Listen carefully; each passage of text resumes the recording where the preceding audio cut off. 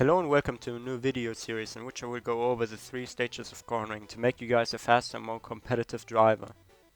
In this video I will give you a little overview and in addition go over the first stage.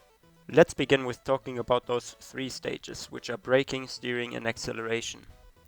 I define braking as the stage of a corner in which you fully or partially apply the brakes or use engine braking in order to slow your car down.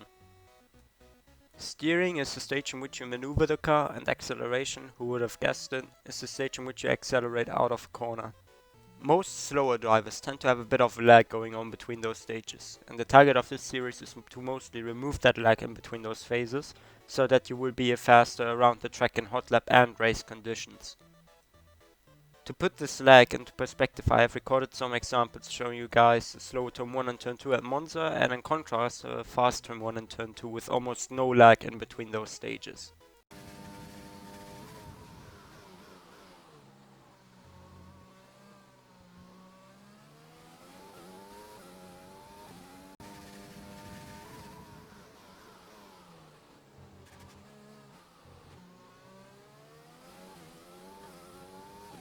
So after seeing those 2 clips, there is definitely some time to be gained in corners. Let's start with braking, but you might ask yourself, how do you improve your braking? The first thing I want you to learn is trail braking, because I feel like this technique gains you so much time if done right. First of all, the definition. Trail braking is a driving and motorcycle riding technique where the brakes are used beyond the entrance to turn in, and then gradually released, trailed off.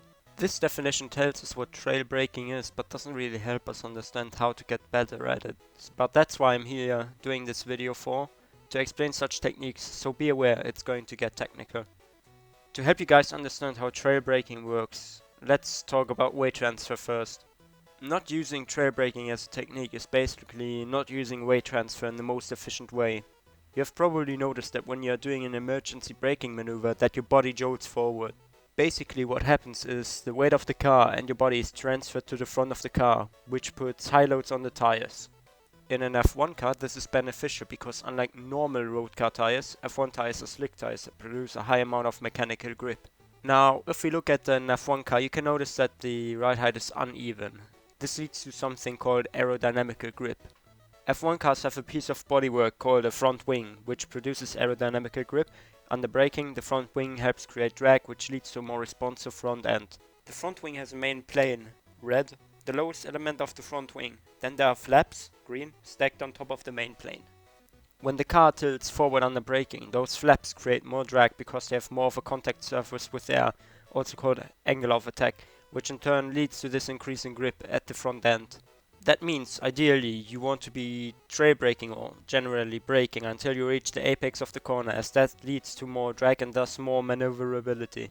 To show you this, let's compare 2 examples covering Bahrain's difficult and easy to lock up turn 10. The first clip is not going to use trail braking, while the second clip is going to use this technique.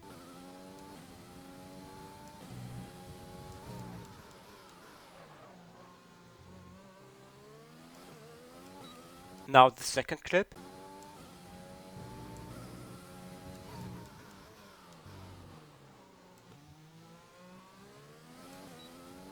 In the first clip, as is notoriously known for this corner, you get a lockup which costs you a lot of time, whereas in the second clip there is no lockup because there is less weight on the front. In clip 1 we put too much weight on the front wheels, which in addition to the downward nature of turn 10 leads to a lockup. Also, as soon as we turn into the corner in clip 2 we trail off the brake, which takes away from those front tires. That's why there is no lockup in clip 2, and through us lifting off the brake we can carry more speed through the corner.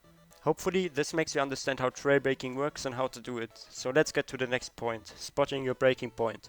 After you have mastered the act of trail braking, you should always mess with your braking point, because a bad braking point can lead to either locking up tires, running too deep and missing the corner completely, or running too short, which amplifies the lag between the braking and steering phase significantly. A thing that's really important is to know if the corner you're about to take is an uphill corner like USA Turn 1 or a downhill corner like Turn 10 at Bahrain. Because when you go uphill you can brake a bit later and harder, since there isn't too much weight on the front tires. It's the other way around when you're going downhill. It's much easier to lock up your tires. What I personally do to find a braking point is, for every track that I visit, I switch the racing line on. Preferably the 2D one, because the 3D racing line is really distracting.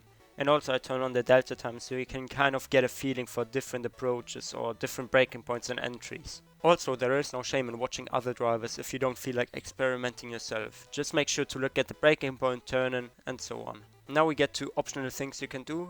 First of all, you can try to install a brake cell mod. What that mod does is turns the linear braking pedal into more of a realistic pressure sensitive brake. This mod will help you build muscle memory for braking. This leads to more efficient braking and the feeling of the brake just feels better overall. Next is ABS. I did some tests in time trial and in race situations, and I came to the conclusion that ABS is increasing your braking distance by about 4 to 5 meters, but completely eliminates lockups, so it's just a personal preference. Do you want to play it safe, or do you want to have more difficult but yet a rewarding experience? So this is it for the first part of the series. I plan to do 2 to 3 more videos covering the rest of the stages and probably how to analyze your lap. I hope you learned something. If you didn't understand something, make sure to write a comment or send me a Discord message. Until then, goodbye and have fun on the track.